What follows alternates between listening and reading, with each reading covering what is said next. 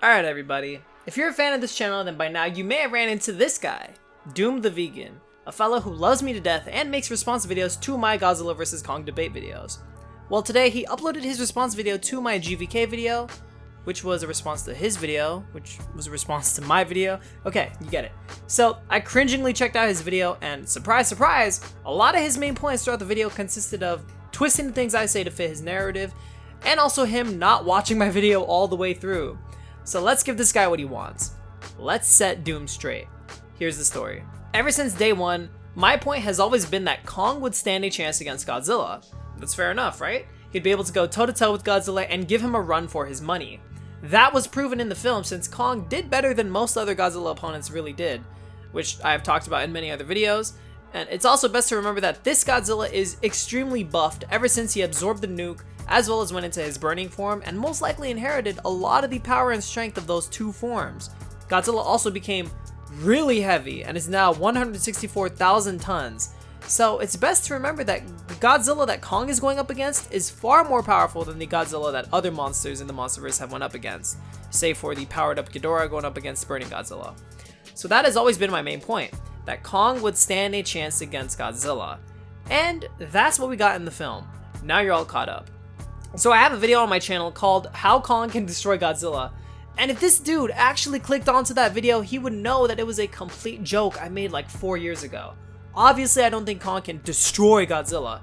It was a joke. Quit trying to misconstrue shit to fit your narrative, Doom. So he then goes on to talk about my whole power scaling point. Now, if you want to hear it straight from me, I believe in power scaling to an extent, like I said in the video. If you bring up an example like how Iron Man beats Captain America, but Iron Man loses to Thanos, then that would mean Captain America would lose to Thanos because he lost to Iron Man. That's the kind of power scaling I believe in.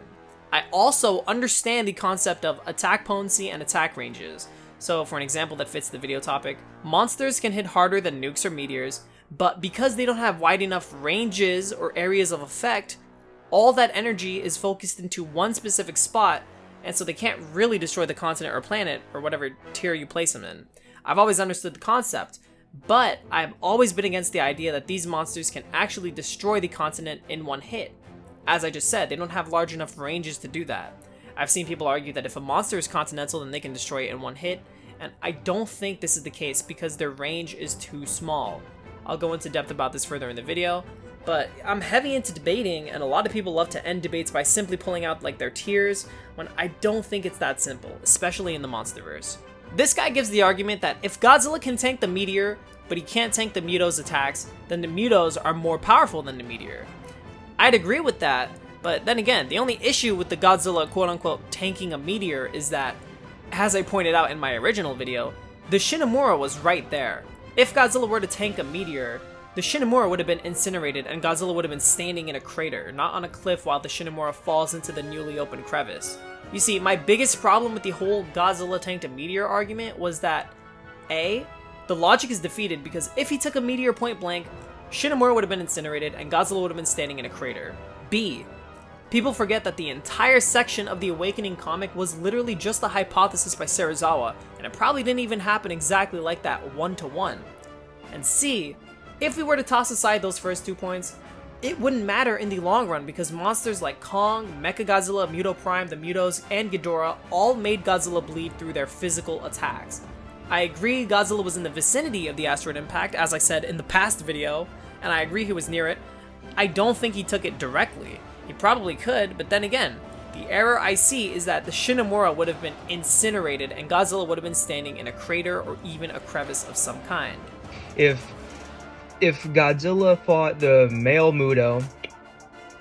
Oh, his mic cut out. What's funny is that at the end of this video, Doom gets all insecure about his manhood, and he basically does the equivalent of puffing out his chest and saying, "You gotta admit to me, Godzilla tanked the meteor." I want you to admit to me that Godzilla was able to tank the Permian impact and take the full force. Shut up, bitch!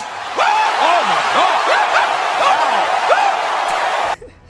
god! Okay, dude. Number one, fuck you. Nobody owes you anything, and we both know the whole reason you have subscribers is because of my name being in your most popular video. Number two, I don't care if I hurt your feelings. Take it like a man and shut the fuck up. Alright, another thing is that in my video I said monsters can't destroy the entire continents they're on in one hit, because if they can, then they would have done so already, considering that they're fighting for their lives. Homie thinks they can, and he says that the reason they don't is because their lives would be threatened. Okay, King Ghidorah's whole goal is to destroy the Earth and terraform it to his liking. He wouldn't give a fuck if he hypothetically destroyed a continent, because he can fly. Godzilla wouldn't give a fuck if he destroyed a continent because he can swim just fine. Hell, I don't think Mechagodzilla would have given a fuck, since at that point he was just bloodlusted, killing everything in his way. It doesn't feel like their lives are being threatened if a continent were to get destroyed. Doom brings up Kong's new stats with him having the punching force of 1,000,000+ tons. Well, that leads me into my next point that I want to make. I understand the whole concept of attack potency and destructive capacity. The energy output of a monster's attacks would realistically destroy, say, a mountain or island, but because the monster's attacks have a small range or small area of effect, think of the Muto's pincers or Kong's fists, it doesn't end up destroying the entire island or mountain. All that energy is being focused onto a much smaller area. The range of a fist or arm isn't as large as, say, a meteor, which leads to actual continental destruction. This is further proven with Godzilla needing a much larger atomic breath, bigger than his or Kong's bodies, to blow a hole into the hollow earth. So my entire point is that, yes, these monsters may hit harder than nukes or meteor impacts, but they don't have wide enough ranges to actually end up destroying the entire continents in one hit. Which sounds obvious and pretty basic to many in the power scaling community, but not to people like Doom who like to misconstrue the things I say or just not even watch all the way. In the past online, I've seen so many people arguing about placing these monsters into tiers, and you know, if one monster is below another monster, they're automatically destroyed with no chance of winning whatsoever. But one of the major things I was saying is that, at the end, Kong would stand a chance against Godzilla, which he did. You see, in the past 4 years, the age-old argument was that Godzilla survived a meteor impact. This now determines every single battle he will have. He would never lose, he would never even bleed to another monster like Kong. He can destroy the entire planet in one hit if he wanted to. But I just don't get that vibe from the film at all. It's like how Arvid Nelson said it. Any battle for a Titan would not be completely easy. Just like how Godzilla struggles with Tiamat, who eventually submitted. Tiamat damn near killed Godzilla if I'm being honest, but eventually he did submit because Godzilla ended up taking the battle to the Hollow Earth. Godzilla struggled with Kong, but ultimately he ended up winning the fight. Doom says that when Godzilla fights the male Muto, the writers think back to Awakening's Permian impact. Wouldn't the monster's attacks destroy the continent? Well, since the writers simply don't want their world getting destroyed in every single film or comic made afterwards, they just ignore any feat that is like the supposed Permian impact one. Which I agree with. That's correct, the story takes precedence over power feats in many instances. But my only issue is that you're inadvertently dumbing down your own character. If Godzilla is struggling against another monster, why wouldn't he just destroy a good portion of the continent, or at least a major part of the area, to trap an opponent and give himself enough time to either recoup and fight, or to just retreat? It's the same issue for other incarnations of Godzilla, like the Heisei version for example. I know I'm gonna get a ton of dislikes for this, but it has to be said. Godzilla in the Heisei era was tough as hell, but even he struggled against monsters like Biollante. But in Godzilla vs. King Ghidorah, Godzilla can randomly just gain a stronger version of his atomic breath and power up to defeat Ghidorah. So then that begs the question, why didn't he do the same thing in his previous battles? Why did he struggle so much, damn near die in fact, only for the next film to say, well, Godzilla can actually power up whenever he wants and he has stronger weapons in his arsenal? Not only does that dismiss the previous struggles Godzilla had, but it also makes him look stupid because it's basically saying Godzilla always had that fight in the bag, he just wanted to see how fucked up his opponent can make him. But when you watch the film, you realize that obviously is not the case. So it creates a self-contradiction and it inadvertently dumbs down the character. Now in the Monsterverse, they sort of dodged this, assuming that this theory is correct, but a standard Godzilla from the Godzilla species, think 2014 Godzilla, may not have been able to do the things 2021 Godzilla can because, for one, Godzilla 2014 didn't absorb such a powerful nuke and become supercharged or enter his burning form and possibly inherited the strength of his supercharged form. 2014 Godzilla is much more of a standard Godzilla in base form, and we see this lead into 2019 when Godzilla is battling Ghidorah in the Arctic and he has the same stats which the novel confirms. After he absorbs the nuke, he enters his supercharged form, which now makes him the most powerful Godzilla in history since no other Godzilla may have absorbed that kind of power all at once before. This Godzilla being the most powerful Godzilla in history was actually confirmed by one of the writers in Aftershock. So, supercharged Godzilla is powerful as it is, and then he enters his burning form, and this calls for another huge jump in power. And once Burning Godzilla releases all that excess energy, I don't doubt Godzilla inherited a good portion of his burning strength and energy, and by 2019 he now has a new base form. You see, the 2019 film made Godzilla the strongest and most powerful titan. In 2021, they also made Godzilla 164,000 tons.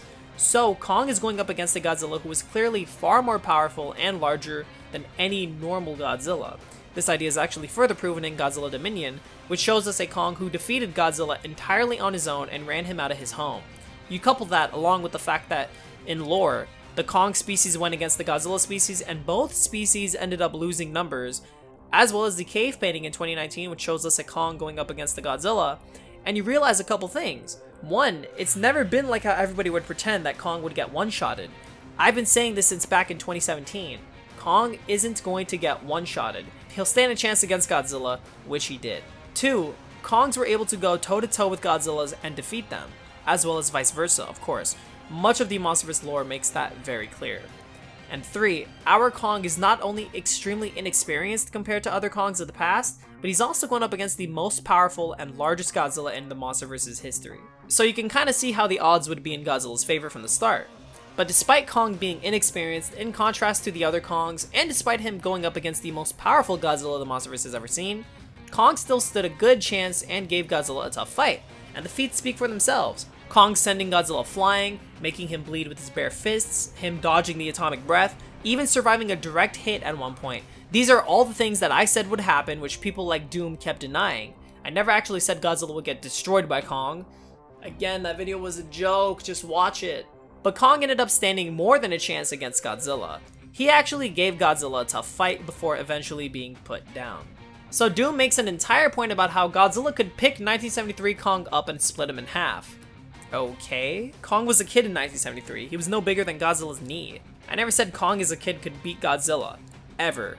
I used the feats Kong had in that movie and proportionately compared them to Godzilla's.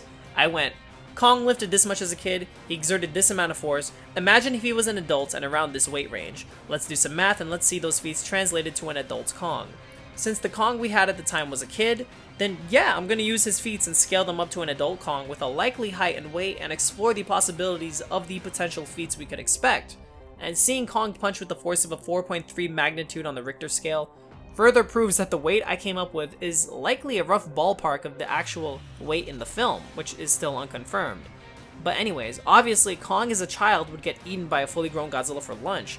Same case would be if Godzilla was a child and Kong was a fully grown adult. Now, obviously monsters like Ramorak would lose to a monster like Mechagodzilla if it's in the same league as the young Kong.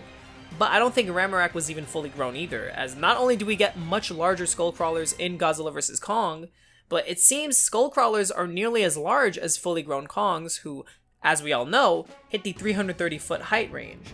So I don't think even the skullcrawler Mechagodzilla went up against was fully grown, but regardless, Mechagodzilla would still win, even if it was fully grown.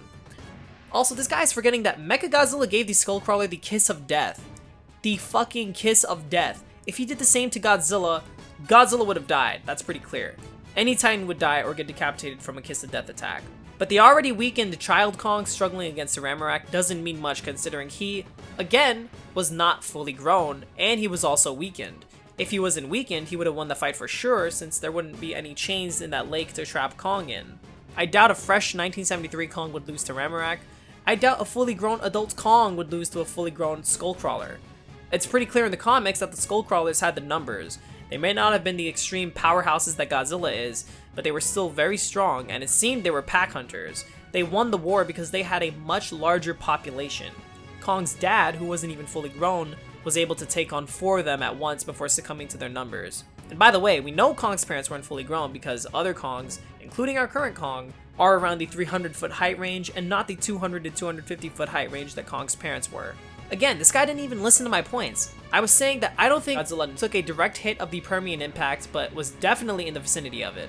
Again, the reason I say this is because of the Shinomura not getting vaporized or Godzilla not standing in a crater, on top of the fact that it's all just a hypothesis by Serizawa. Regardless of those things, Godzilla was in the vicinity, and sure, he possibly got hit, but ultimately, you know what that leads to? Nothing. Other monsters can still penetrate Godzilla's armor and make him bleed, they can still hurt him. So when people would always use the meteor argument to say, no monster should ever be able to make Godzilla bleed, especially Kong, then my reaction was to show that this is a pretty invalid argument considering what we see in the MonsterVerse. What we see is Godzilla bleeding to other opponents, despite the meteor feat. The meteor feat often gets taken out of context and it's used as a point fans like to make to end any sort of debate between two characters. And as the Monsterverse shows, it isn't that simple. Damn, look at that handsome bastard. Look at that bold nose. He really hates King of the Monsters. He makes a bunch of videos talking about how Godzilla's a bad alpha, King of the Monsters is bad, Ghidorah got nerfed. You know, he just despises that. Ah yes, so now we enter the name calling and accusation phase. Because I hate Godzilla King of the Monsters as a film, I automatically am biased. So he points out some of my videos, which I want to quickly sum up what the actual points of those videos were. Godzilla being a bad alpha, he wasn't punishing humans when they were doing him and other titans wrong. This has been fixed in GVK and Dominion, so I couldn't be happier. King Ghidorah being nerfed, that was about how this particular Ghidorah stood no chance against Godzilla until his power-up, a fact that I stand by to this day. Why King of the Monsters sucks? That was about the actual quality of the movie and why I didn't think it was a good film at all. Monster action-wise, story-wise, VFX-wise, etc. So just because I made those videos doesn't mean I'm biased against Godzilla or that I would downplay him in a debate because of a bad movie. That's childish. Now Doom claims that I said Godzilla can't survive this or that because of the fact that he barely survived the stratosphere drop. He's saying that, well, Godzilla used a lot of energy, he got energy siphoned out by Ghidorah on the way up. Which isn't true, by the way. Firstly, Godzilla just got a supercharged power-up. His battle with Ghidorah is just him ragdolling Ghidorah. Once Ghidorah powered up and attacked Godzilla with the winged lightning attack, that's when he meant business. So Godzilla didn't suddenly lose all that nuke energy because of one Ghidorah attack. Nor was it all wasted once Ghidorah got powered up. Godzilla still had plenty of energy left to spare, but Ghidorah's powered up attack hurt Godzilla pretty badly. So Godzilla still has all that nuke energy. He's still retaining that nuke energy. It didn't go anywhere. He's just wounded. Since Ghidorah is powered up, he's now physically strong enough to take Godzilla to the skies and constrict him to the point of suffocation. So that's point number one. Point number two is that he isn't siphoning power from Godzilla on the way up. At all. When Ghidorah siphons power from another monster, you'd see flashes of red glows in that monster's skin. Ghidorah doesn't start his power siphoning ability until Godzilla is back on the ground. So there's another baseless assumption from your friend Doom the Vegan. Point number three is that he says Godzilla was using his atomic breath and that's why he's so fatigued. He used his atomic breath like once or twice in Boston. He's supercharged. He can use his atomic breath much more often and we see this in Godzilla vs. Kong. Him using his atomic breath twice is nothing. I understand how impressive the feat is, but not for the reasons you're thinking, Doom, because they are either invalid or just outright didn't happen. The stratosphere drop feat is impressive because Godzilla took that fall, and it's impressive his spines didn't shatter because that says a lot about the Muto Prime's sonic screech ability. Godzilla was restricted and knocked out on the way up, but he was fully awake by the time he was let go, otherwise he wouldn't have roared. So no, Doom, Godzilla wasn't fatigued significantly, it was a very minor amount. He didn't spam his atomic breath, which led to even further fatigue. He used it twice and it obviously didn't drain him considering he's in a supercharged state. And we know this because base 2021 Godzilla is able to spam the atomic breath much more frequently without any fatigue. And I can't believe I have to say this, but no, Doom, he wasn't getting power siphoned on the way up, otherwise we'd see the flashes of red. So once again, this guy shows that he downplays certain feats and upplays others to make characters look good. Come on, guy. Also, what I love about toxic people like Doom is that they love using wording like debunked and confessed. Oh, he outright confessed that this was a decent feat. Debunking the 5 most powerful Godzillas. Like, dude, get the fuck over yourself. He also talks about how because I hate Michael Dougherty, which isn't true, I think he's a bad director, that all of a sudden that means I would downplay the stratosphere drop scene. No, I haven't once downplayed the stratosphere drop. I've said that it doesn't make a whole lot of sense that he can take the drop but suffered with a building falling over him, or that the drop doesn't break the spines but the Muto Prime's sonic screech can. I'm not downplaying the feats in the slightest. It still is incredibly impressive. All I'm saying is that they don't make a whole lot of sense to me personally. Some of it could be inconsistency, or some of it could be that the writers not wanting their scenes to get destroyed. Either way, that's fine, it's not a big deal. So to quickly recap, I never had a problem with this scene like this dude is saying. I wouldn't downplay the drop either. That's an insane drop and it's a crazy feat. But I would say Godzilla didn't tank the fall. I would say he barely survived it. I mean, look at him after. He's virtually crippled. Not literally, don't blow this out of context too. He's on the ground handicapped, and we know Dougherty confirmed Ghidorah used to fly Godzillas into the air and drop them in order to hunt them down. So me thinking this fall nearly killed Godzilla seems like a pretty accurate assessment, looking at the lore. Now Doom brings up when I say monsters have a special resistance to nukes and meteor impacts, but not other kaiju attacks. Now again, it seems like he didn't even watch the video all the way through. I've made it clear before. It looks like Godzilla can survive nukes and meteor impacts, but he is still vulnerable to other kaiju attacks.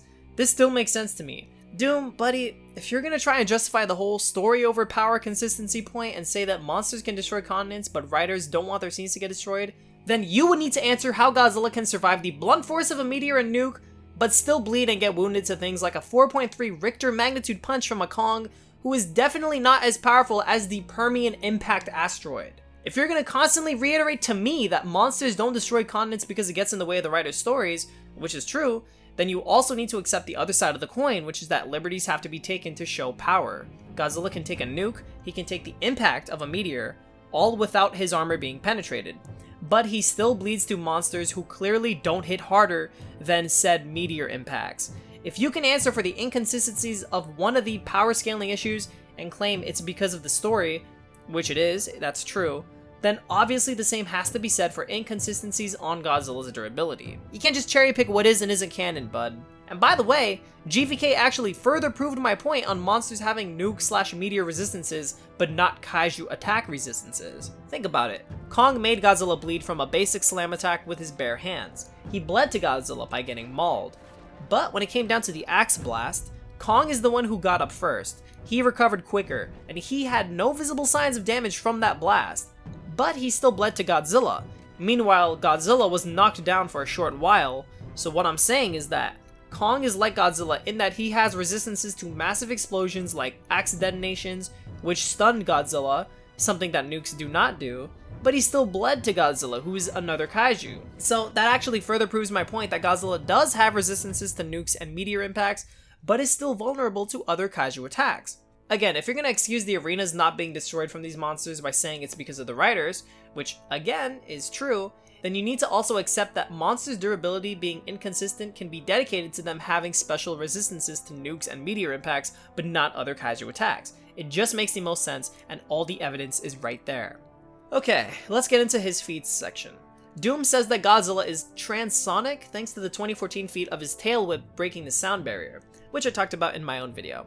Again, the tail whip was a matter of size and shape of the tail, as well as his weight distribution contributing to the tail moving faster as it slices through air.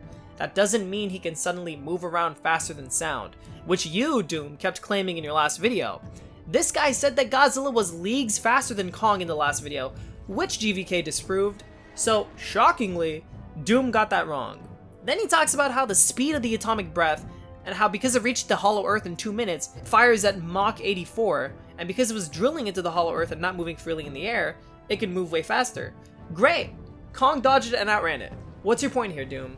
You trying to say that because his atomic breath can move that fast, that suddenly Godzilla himself can move that fast?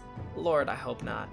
Now, homie talks about the boulder feat I mentioned in my video where I brought up calculations of the boulder Kong lifted in Skull Island being anywhere from around roughly 400 tons to 1,000 tons. Now, Doom here says that others have calculated it to be 2,000 tons, so excellent. He further proved my point that if we were to scale that feat of Kong up to around 65,000 tons, keeping in mind he was 158 tons lifting around 2,000 tons, around 12.6 times his own weight, then that would mean at 65,000 tons, Kong could lift about 819,000 tons. Considering he can punch with a force of nearly 1,000,000 tons according to the stats, it wouldn't surprise me if Kong could genuinely lift that much weight if he tried, which he didn't with Godzilla.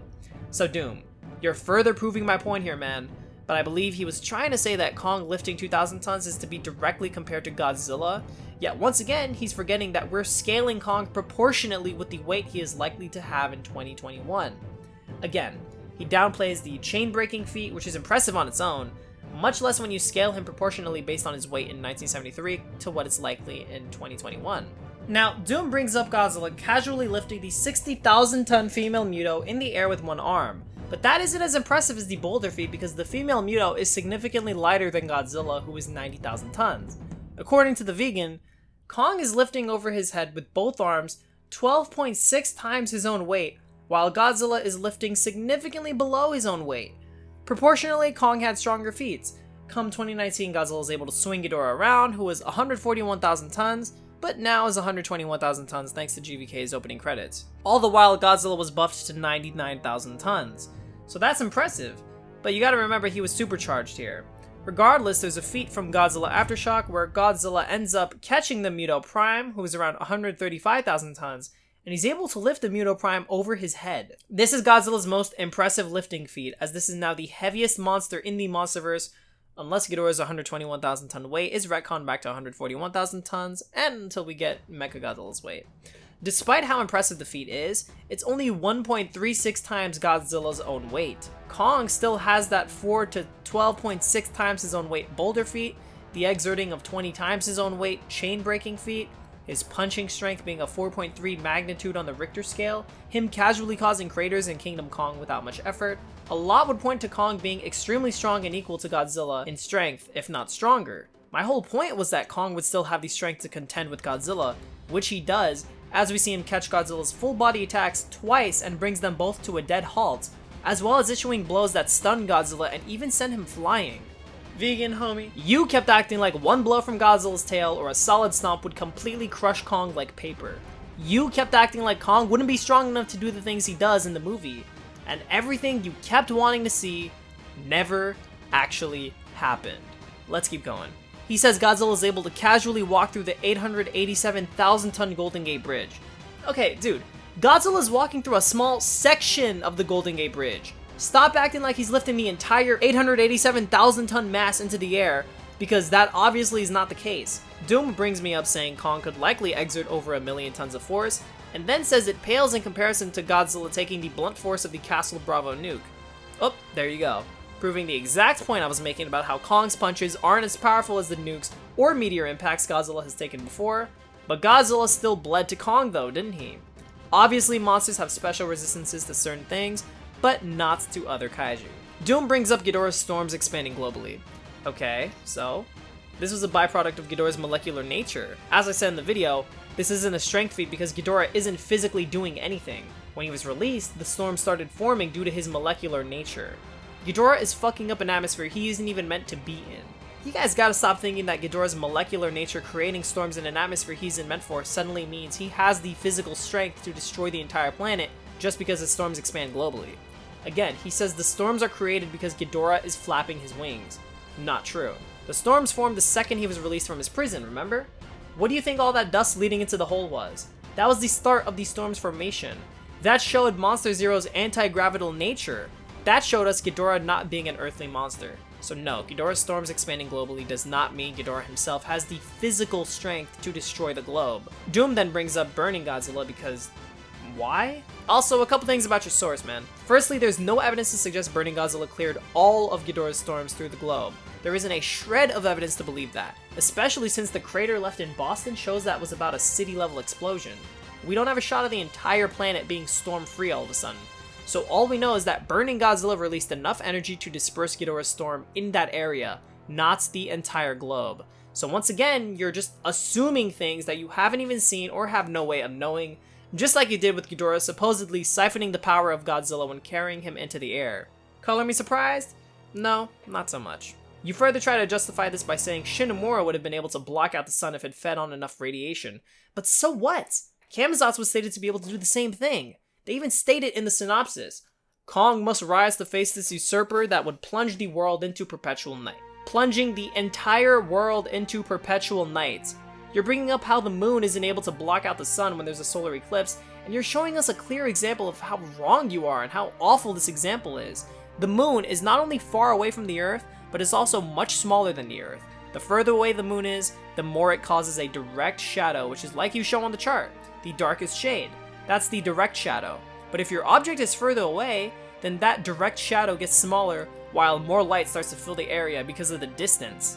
That's the indirect shadow. The closer the moon gets, the less amount of light is entered on the Earth. When these monsters are creating storms, they're creating what are essentially domes on the Earth. Think of that big Simpsons dome. When you have a circular dome like this, your entire section is completely covered. That's how these storms are being formed. The moon example doesn't work because the moon being far away and not being on the Earth like a dome as actual storms would be, is further proof of this. Alright, so Doom wants to talk round 1. So round 1 was a Godzilla win, of course, but it's worth mentioning how well Kong performed. Yes, he got saved by the humans, despite him being there as a direct byproduct of them, but when he was free, he actually showed what a great fighter he was. The ocean isn't his territory, but he does some pretty crazy things like stopping Godzilla underwater, stunning him with blows like the kick and the headbutt, He tosses Godzilla off the carrier and his punches stun Godzilla, and this is all while he's being continuously sedated. Doom is acting like one of these people who say Kong was sedated several days ago and he's totally fine during the battle. Okay, no. Kong has a liquid sedator being injected into him. He's getting a continuous dose, and this isn't broken until he actually takes off the collar. Kong is still being sedated. This is going to cause some fatigue and lightheadedness, as well as Kong being a bit slower. I mean, Kong would still lose, of course, it's Godzilla's domain, but for being sedated, Kong fought against Godzilla really well underwater. Better than Ghidorah for sure, better than the Muto Prime in the comics. Kong is slightly weakened, that's true. Now, Doom DM'd me on Instagram a while back, bringing up how Mothra, before she hatched, was able to resist the sedatives while Kong isn't able to do so. Alright, first off, the sedatives from 2019 had no effect on Mothra. You don't know how they were supplying it to her, and her body was going from egg to larva. I'm not sure how sedatives can really stop something like that from happening, but you also gotta understand, Godzilla vs. Kong takes place in 2024, 5 years after King of the Monsters does. We know how fast the technology of the monsters can evolve, and for 5 years, I'm sure Monarch was able to create something a bit more efficient in terms of kaiju sedatives. Now, Doom addresses this by asking how would they improve sedatives when in the real world they haven't really improved all that much. Well, let's establish that in the Monsterverse they developed Mechagodzilla, so your logic is already caving in on itself. Now let's consider jets didn't really hurt Godzilla all that much in 2014, while in 2021 it seems like the military has developed weapons that are able to hurt kaiju like Godzilla, considering how many times he gets shot at and is visibly shown reacting in pain. So sedatives being evolved to the point where they can affect a kaiju like Kong? Not far-fetched at all. Especially in a world where a holographic dome and flying anti-gravitational airships were created within that 5-year period. Not far-fetched at all, Doom. Again, when we got the first trailer, it was clear he's being sedated, but by the time the film released, we knew it was slight. And then he says, I'm wanking Kong. Don't even talk to me about wanking Kong when you're the one who just made some shit up about Godzilla getting his power siphoned out of him when getting carried into the air. And also, while Kong was saved by the jets on the aircraft carrier, Kong clearly had enough time to react to Godzilla since he was just staring at him. Moments after we see his chin is up and he's lying on the ground, so it looks like he's watching the jets fall into the water. I don't know. Kong is looking at Godzilla here, and it looks like he would have gotten up as soon as he could, but was watching Godzilla glow, and then the jet's getting hit. I'm not saying he didn't get saved here, he still did, but those are just my 2 cents on what was actually happening in my eyes. But now we talk about the final battle. I originally felt like round 2 was the only round and there wasn't a round 3, but Adam Wingard himself confirmed there was a round 2 and 3, so that's what we kind of have to go with. So Doom says Godzilla was worn down before the start of round 2 because he fired his atomic breath into the hollow earth, which of course that makes sense. But where we diverge in opinions is that I don't think he was significantly worn down. Let's not forget that Godzilla throughout all of round 2 spammed his atomic breath 15 times afterwards. He had plenty of energy left to spare after the hollow earth blast, and that's why I say it didn't really deplete him that badly. If anything, it slightly depleted his energy, because if he was fatigued, he wouldn't have been blasting his ray 15 times after, or he wouldn't have charged Mechagodzilla like a silverback fucking gorilla. The evidence that Godzilla is drained is the quote by Adam Wingard, where he talks about how the atomic breath was exercised to its core after the 3 rounds with Kong, not because of the hollow earth blast. The quote this dude highlighted and is showing on screen has no mention of the hollow earth blast. Adam is referring to how Godzilla spammed his breath 15 times throughout the fight. Again, I don't doubt the hollow earth blast depleted his energy, but I don't think it was significant at all due to how Godzilla performs afterwards. He obviously had a lot of energy since he had enough to spam Kong with the breath 15 times and then charge Mechagodzilla and then beam clash with him. Vegan also tries to debunk Godzilla bleeding from Kong's attack. No, this is actually blood from Godzilla. First of all, dust doesn't move like that. Dust doesn't drop to the floor that quickly, much less maintain a thick, viscous form like that. Neither does smoke. So the form of the quote-unquote smoke is wrong, and it's obviously a liquid. Now, Vegan says that it's the lighting, and that when Kong gets closer, he gets red too. No, that's not what happens here. Kong has whatever hue he's talking about around him when he's far from the camera, and when he gets closer, it doesn't really change. That's because of all the smoke in the air bouncing off all the lighting of the neon lights. So Kong doesn't get redder the closer he gets to the camera, and even if he did, the fact that the blood is moving in a clump-like form and drops far quicker than any possible smoke you could think of shows that it's blood, and not smoke, and not dust. He says the shot before that doesn't even show blood. Why the hell would the scenes before that shot even show blood when Kong hits him after that shot? Kong hits him, we see a blood spray, and that's it. Doom then talks about how Kong got hit by the atomic breath. Alright, let me make my stance on this clear right now. Kong takes a direct hit. Not a graze, a direct hit. Godzilla couldn't land any hits on Kong before or after, but here he lands one hit and keeps it moving. So Kong takes his direct hit, and if we go frame by frame, we can see his back and his arms are scorched. But Kong got shot out of the sky. When Kong lands onto the ground, he pats himself out and continues on with his parkour. So doesn't the fact that Kong just carried on show you that Kong is able to survive it without getting one-shotted?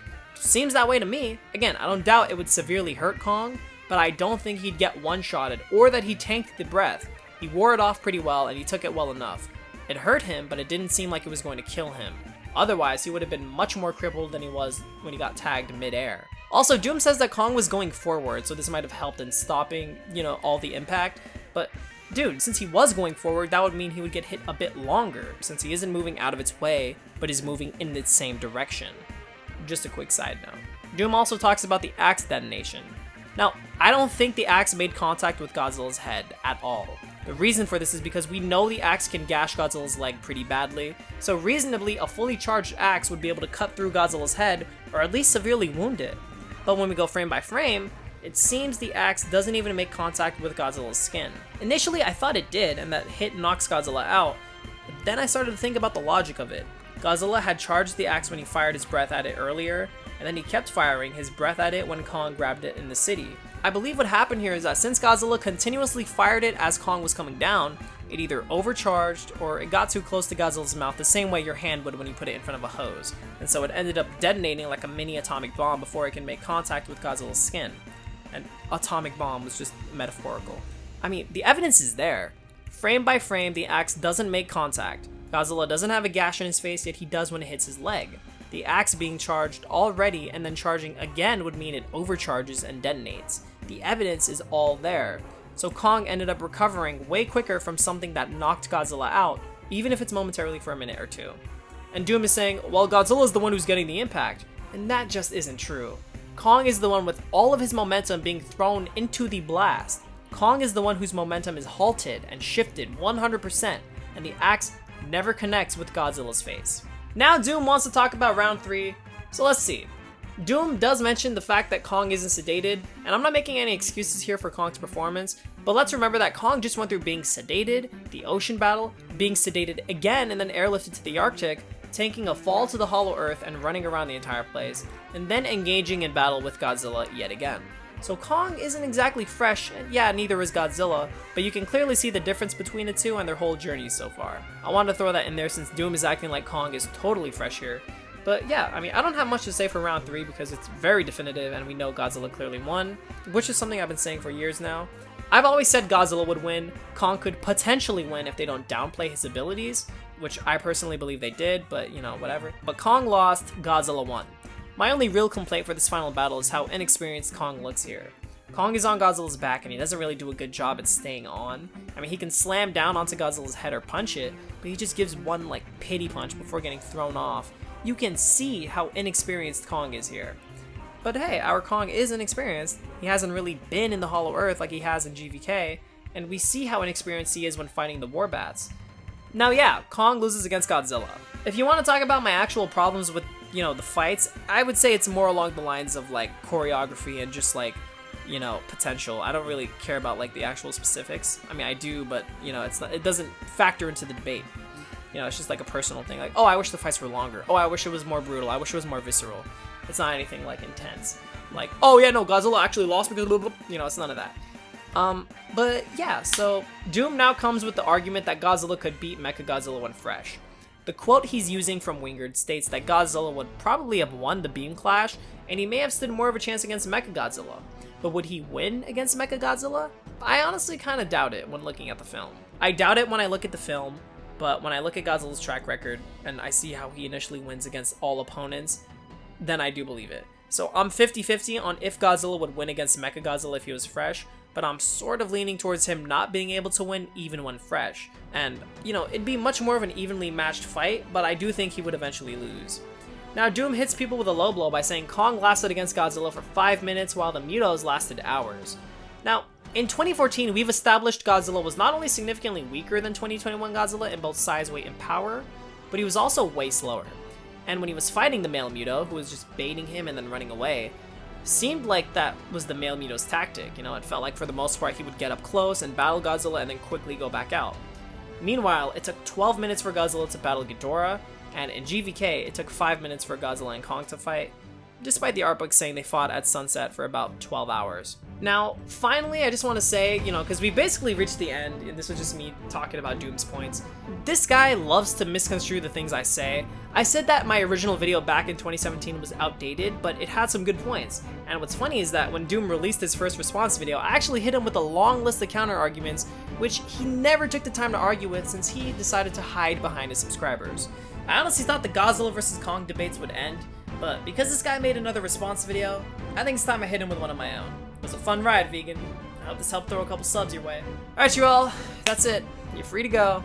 Thanks for watching, and I'll see you guys soon with a proper video that is not a pity response one. This is King Kong 9100 signing out. Until next time, bye bye.